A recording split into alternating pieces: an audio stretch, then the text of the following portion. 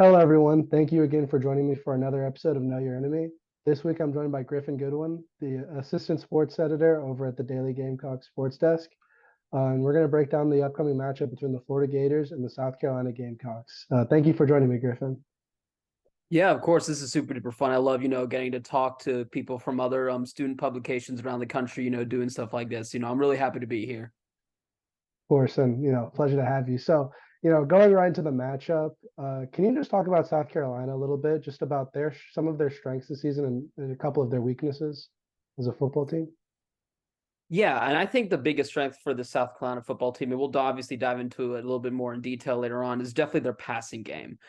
And part of the reason is, Spencer Rattler, last year was a season where, he was trying to settle into SEC play, obviously moving from Oklahoma to South Carolina. So, you're facing off against, defenses that might be a step up from what he saw in the Big 12, settling into a new offensive system and a lot of other things off the field, that comes along with, transferring to a new school.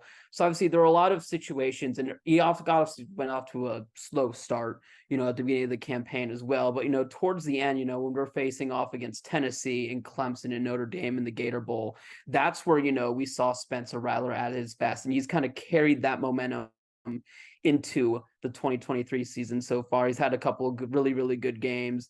And I think he's just really bringing it all together. Like I said, just the fact that, he's in, a pass heavy offensive system under Dow Loggins, who is a brand new offensive coordinator for the team this year. He's got a lot of weapons around him, both, at the wide receiver and running back positions. And, like I said, I just think that everything's kind of coming together for him. His decision making has gotten a lot better. So obviously the passing game, I think, is definitely one of South Carolina's biggest strengths. But when it comes to their weaknesses, I think just kind of everything that's happening on the other side of the ball has kind of been a bit of a weakness for them, especially when it comes to kind of consistency on defense, because they've kind of had, I'd say like a mixed bag of performances. Obviously their best performance of the season was against Furman, an FCS opponent. But they've had to play, a lot of really talented teams like North Carolina, Georgia, and Tennessee. I'd argue that so far this season, South Carolina's probably had one of the hardest schedules of any FBS team so far this season. But even against Mississippi State, obviously, like one of the big things that South Carolina's been trying to do this season on defense is stopping the run. And they were able to figure that out against Mississippi State, but then almost gave up 500 passing yards to Will Rogers and those guys. So, it's this kind of like week to week fluctuation in performance that I think, might be a little frustrating to coaches, within the program, definitely fans watching. And, it's something that, hopefully they can improve upon a little bit. And I think is going to be really important for them if they want to try to get a win this weekend against the Gators. Nice. And, that's some great insight. And, you started this off, with your answer and kind of just getting straight into it. Can you talk about Spencer Rattler a little bit? He's, as you mentioned, year two at South Carolina, year one kind of adjusting to a new conference in the SEC. And, he's arguably one of the best, if not the best. You can make a case for best quarterback in the Southeastern Conference. So can you just talk about his performance this season and just, what he's looked like?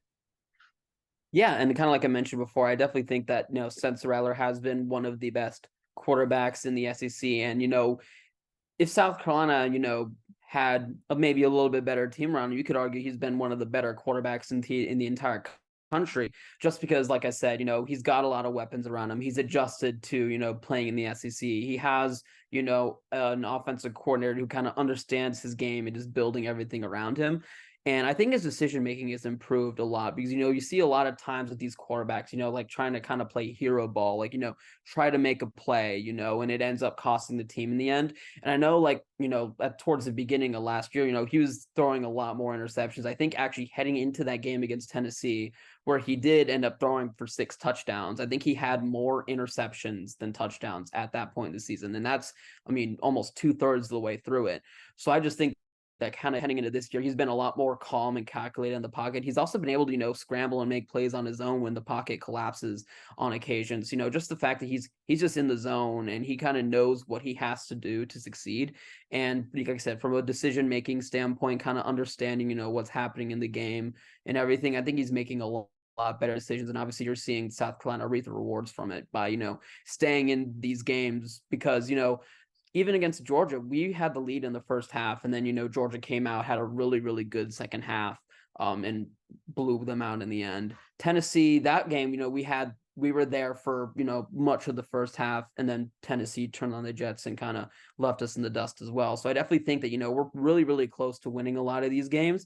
And, there'll come a time where, Spencer Rattler and his play is going to be a really big X factor in determining, who wins or loses in certain matchups.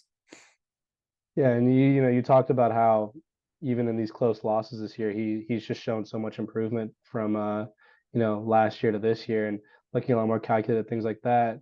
You know, a quick follow-up to that, this is his third time. Well, this will be his third time playing the Gators. When he first came onto the scene at Oklahoma, played the Gators in the Cotton Bowl. He looked great in that game, kind of picked Florida's defense apart. Last season going into the swamp, not so much of the same thing. He wasn't necessarily like bad if you look at the box score, but obviously not a great game from him and not a great game from South Carolina as a whole as, Florida ran away with that game. So kind of going into the rubber match, how do you see Radler matching up with this Gators defense?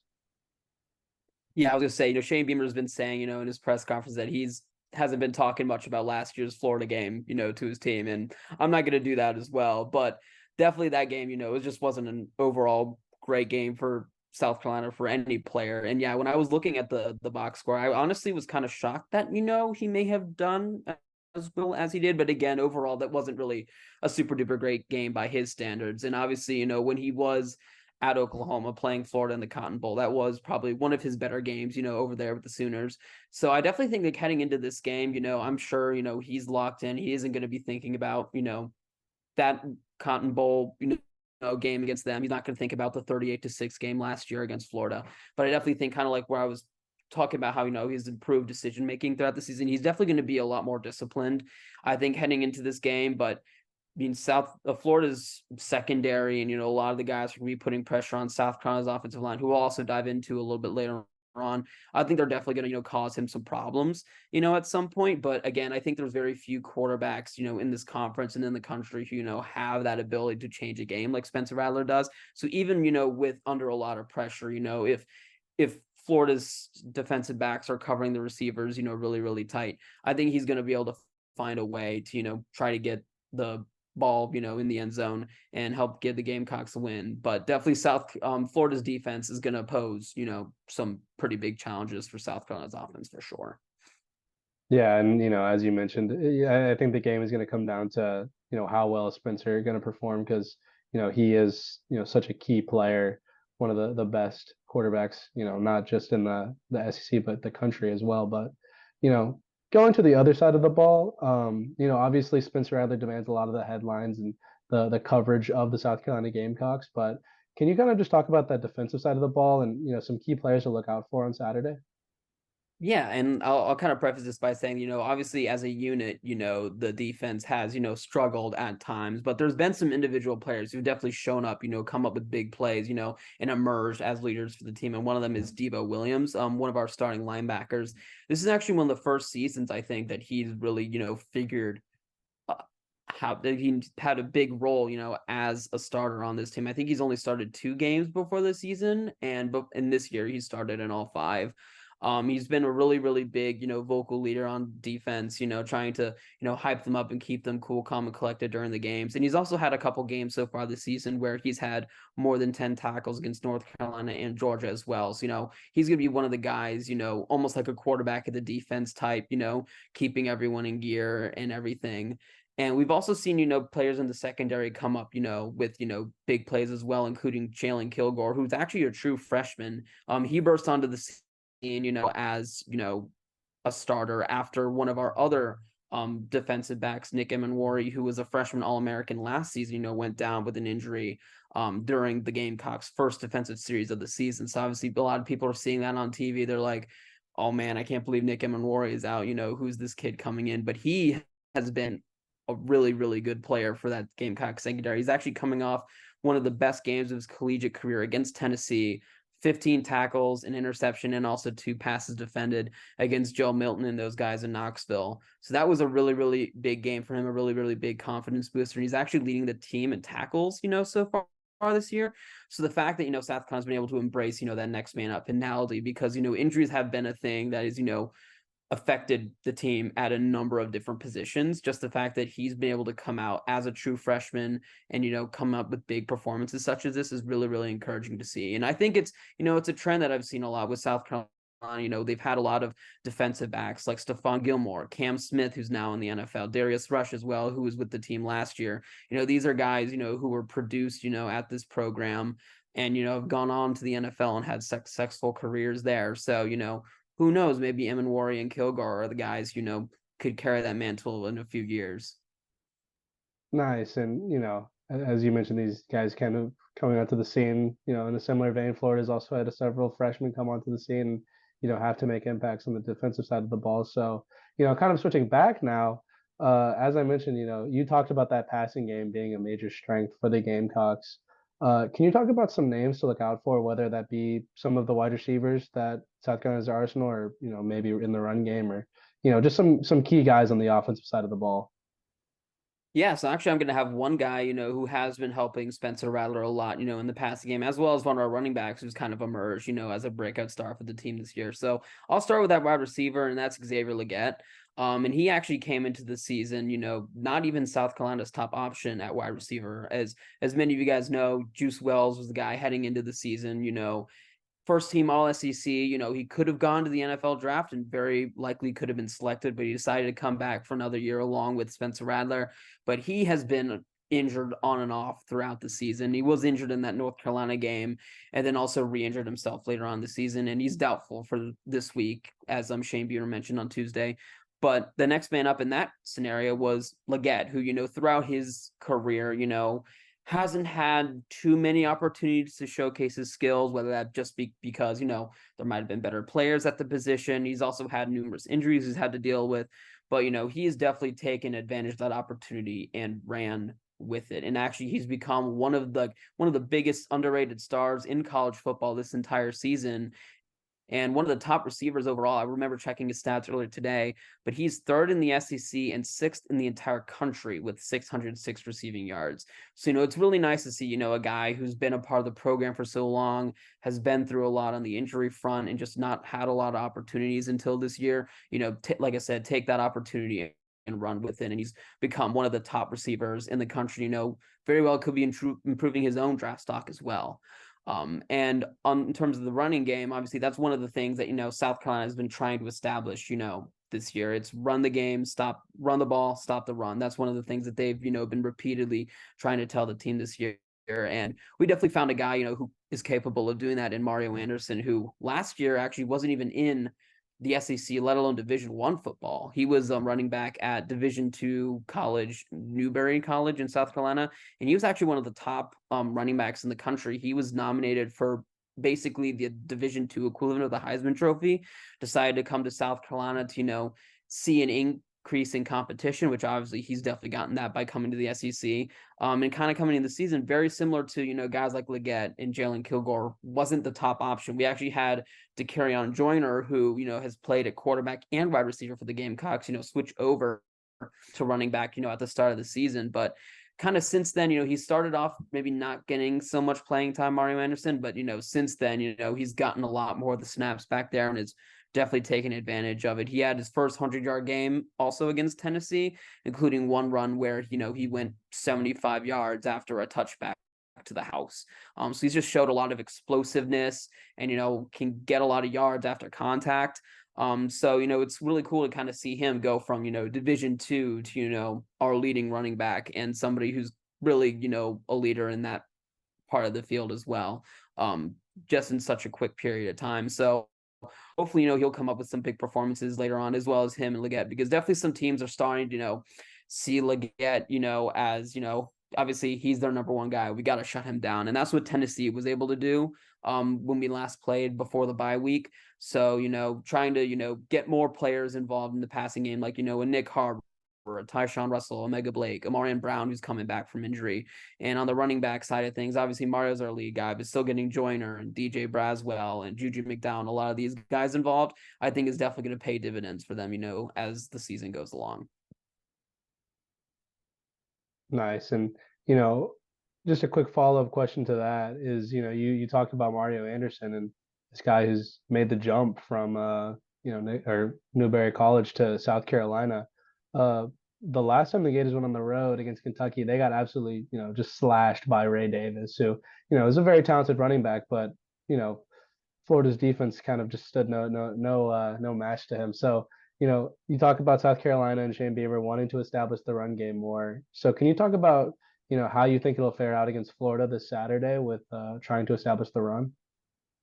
Yeah, I think it's going to be a little bit difficult. I think just because I think Florida, presents a lot of really unique challenges on the defensive front because even Shane Beamer kind of called their secondary, as probably one of the more elite secondary units in the SEC. So obviously, coming in, I think they're going to come in with that, that mindset of trying to shut Xavier Leggett down because I mean, he's a guy who's averaging pretty close to 20 yards a catch, this season. He's a really big deep ball threat. So I think the secondary is definitely going to try, minimizing his impact, in the game. So, I think just overall, Florida's going to present a lot of defensive challenges, to, the passing games. Obviously, they could have to rely on the run, I think, a little bit more. It'll just be interesting to see, how that turns out because Dow Long is he definitely, has a lot of NFL experience, spending time as an offensive coordinator with a lot of NFL teams. So, he's brought that kind of like mindset, to the South Carolina team. So it'll be interesting to see, how he reads the Florida defense and whether he will decide to kind of opt to, run the ball or pass the ball. But I still think, like I said, with that game-changing ability that Spencer Rattler has, I think he's still going to try relying on the pass a little bit more, but, obviously if things shut down, Spencer Rattler can scramble out of the pocket or, hand it off to Mario or DK or whoever else is back there. And you've talked about obviously Spencer Rattler a lot. You've talked about what the defense has been trying to do this season and improving game to game. So moving on to my next question, what do you see as the deciding factor to this game? Like if it comes down to one thing that has to happen for South Carolina to win this game, what is that one thing that has to go right for the Gamecocks to get a win? Yeah, and I'll mention just a couple of things, I see, as keys to the game. I guess I can call them three keys to the game. So the first is kind of what I mentioned, about the offensive line. I think it's a position, for South Carolina. It's been a unit of transition because we've had a few guys, Eric Douglas, Dylan Wanham, and Javon Gwynn. They've gone off to the NFL. And those were guys who were like leading the line for, multiple seasons. There wasn't much turnover. That those guys were going to start and play most of the snaps. So the fact that, those guys are gone, a lot of people have had to, fill in the role, whether they're freshmen or transfers. And we've also had the injury bug hit us as well. In the spring game, a guy that, Jalen Nichols, who we expected to be one of our starting tackles, he suffered a knee injury and has been out, for most of the season. Kason Henry, another guy who's a starter, also suffered a long-term knee injury against UNC. And one of our star freshmen, Mark Anderson, who we expected to be a pretty big depth piece for them, for us. So, suffered an injury and is out for the season. So, it's a unit that, on the injury front really hasn't helped us, be able to put, the same guys out there, to develop chemistry and everything. And kind of like the defense, there's been a mixed bag of performances as well, because against North Carolina, we allowed 9 sacks, which I think was probably the highest that they've allowed in a game since they kind of kept track of that metric. And they only allowed 1 against Furman, which again kind of plays into, depends on, the strength of schedule and that sort of deal. But just the fact that, we haven't been able to get the same people out there on the line, I think, hasn't really helped all that much. So trying to get a little bit more consistency in that regard, I think will be helpful. And kind of like I mentioned before, the run the ball, stop the run, kind of that mantra that they keep on repeating, I think is also going to be really, really important. Because I was also looking it up before I got on here. South Carolina has the lowest rushing yards per game and also allows the 3rd most. So I just think that those statistics are really telling that, if teams are going to try, exploiting South Carolina's run defense, it's going to be in the run game just because we haven't, had that ability to stop it. So I think that's going to be another really, really important thing. But I think when it comes down to it, the thing that I think is going to be most important is just preventing explosive plays on defense. Because I think that's really kind of been, the thorn in our side this entire season. So I think a lot of the time, we've had some decent defensive performances. It's just maybe, a couple plays here and there where there's a busted coverage and they give up 40 yards. It's really those kind of big plays that, swing the pendulum in determining who wins and loses. And actually, I think against Tennessee, they gave up close to 20 plays, I think, that were 10 yards or more. And again, even against Mississippi State, there are a lot of times where Will Rogers would throw a ball and a receiver would go 50 yards, and that would be a huge, huge gain for them. So I think if South Carolina is able to minimize those kind of plays that they give up, I definitely think that they can keep, Florida's offense in control. And if they come up with big stops on defense, then obviously that gives, Spencer Rattler and the guys on offense the ability to march down the field and put some points on the board. So I definitely think that, preventing those explosive plays, whether that be through the air or on the ground, I think is going to be the biggest thing for them. Yeah, and I could definitely see that being a huge factor. And as you mentioned with South Carolina's run defense, I know Florida's a very run-heavy team under Billy Napier. That tandem of ETN and Montrell Johnson. So getting them going is going to be really huge for Florida. So I have two questions left. Uh, quick follow-up, just looking at this matchup and, from Florida's side, Billy Napier in his second year at Florida, he's 1-7 away from home as Florida's head coach. So it's going to be really important for him to try and go into this game and, come away with a road victory in a tough SEC environment. Kind of looking at, the South Carolina side on, Beamer, the Gamecocks are 2-3 this year, but you've had a tough schedule: Georgia on the road, Tennessee on the road, played a game against a talented North Carolina team. Can you talk about what winning this game would mean for him, and kind of not necessarily what's at stake here, but what would a possible win versus what a possible loss would look like going forward? I think a win would be really, really huge for this team, especially, coming off a bye week. I know they've had some time to, let those, first couple losses of the season marinate a little bit, kind of evaluate some things schematically. So I definitely think, they're heading into this game, seeing, what kind of things, how have you been good at this season? What kind of things can we improve upon? Just because, down the stretch, they're really not going to have that kind of break to evaluate things. So I think, heading into this game, I think it's really, really important one for them to win because, on paper, obviously Georgia, Tennessee, North Carolina are, some of the toughest opponents we'll have to play this season. And then obviously we're going to cap off the season with, our big in-state rivalry game against Clemson. But, later on in the year, we have to go to A&M on the road. We got to go to Mizzou on the road. We got to play a really good Kentucky team, kind of like, as you mentioned, that has a running back that, has, that game ability that Spencer Rattler has and has come up with some really, really big performances so far this season. So I definitely think that, when you kind of look at the grand scheme of things, this is definitely, a big game for South Carolina to win, both, from a momentum standpoint, but also kind of looking down the road and seeing, some of the teams that they're playing against. This is definitely going to be, one of their more winnable SEC games of the season, which obviously, if things go awry later on in the season, could end up being the difference between them playing postseason football in a bowl game or not. So I think heading into this game, they're definitely blocking out what happened last season. They're not going to let that affect them. But I definitely think that this game is a really, really big one, for them, which, I mean, obviously down the line, could have much larger ramifications than it does right now. But I definitely think that, this is a game that, South Carolina, the players, the coaching staff has penciled in as one, as very, very important of winning. And again, any win is really, really important. They're going to want to win every single game that they play. But I definitely think that, like I said, from a momentum standpoint and definitely looking at a lot of the teams that they're playing down the line, I definitely think this game is super duper important for them to, get a win under their belt and, get into this stretch run of games, with that positive momentum behind them. Nice. And, maybe not a lot of eyes on this game, two unranked teams, and maybe not the biggest matchup in the SEC this weekend, but, very important game for both teams if, both teams trying to build on momentum or trying to gain momentum. And it's going to be really interesting to see how it plays out. So, that gets into my final question. I'm going to put you on the spot. So ultimately, you've talked a lot about this team. Um, and so my final question is, how do you see this game playing out? And can you give me a final score prediction? Yeah, and I can kind of start off by saying that I think this is going to be a very, very close game. I think that at the end of the day, this game is going to be decided by a touchdown or fewer, just because I know that just in general, even though that South Carolina has played, a really, really tough schedule, I think that a lot of people within and outside the program believe that, they perform just maybe a little bit below expectations. Like obviously a 2-3 record at this point in the year seems a little scary. Um, and we're playing a Florida team that kind of, as you mentioned before, is the greatest on the road, but they do have, a win against a Tennessee team. Again, they did play them at home, but that's a Tennessee team that crushed us a few weeks ago as well. So I do think that kind of heading in, I think it's going to be a really, really close matchup between the two teams.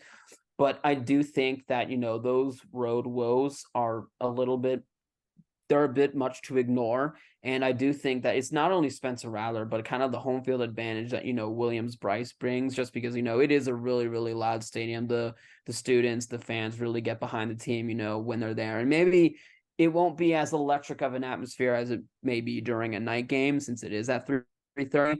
But I do think that, that crowd, that atmosphere, and Spencer Rattler, doing what he does, I think that's just going to give the Gamecocks a slight edge. So if I were to say a particular score, I definitely think maybe like 31-28 South Carolina. I definitely think it's going to be a really, really close game, like I said, with decided by a touchdown, or if you're like a big one possession game. And I don't think either team is really going to have the lead for a super long time. But I think, at the end of the day, I'd put South Carolina ahead maybe by a field goal, 4 points. Definitely nothing more than a touchdown.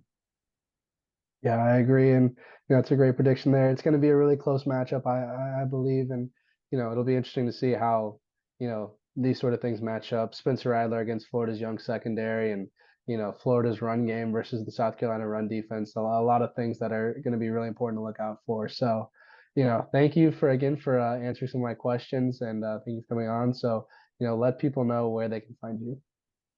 Yeah, of course. Obviously, I write for the Daily Gamecock. You can find us online, and also on social media, on Instagram, X/Twitter, and also TikTok. We started to put more things on there, so that's really, really fun. And you can find me specifically also on Instagram and X/Twitter when it comes to sports related things. I'll be posting much of those on X, and you can find me at just Griffin_Goodwyn. Yeah, you'll have my name there, so you can spell it out and look me up and see all the fun things that I've been doing, so far this year. Awesome. And again, thank you so much for joining. And thank you to everyone tuning in to another episode of Know Your Enemy. Make sure to check out more of our videos at our YouTube channel at Alligator Sports, and the rest of our work at alligator.org. All right, thank you. Bye.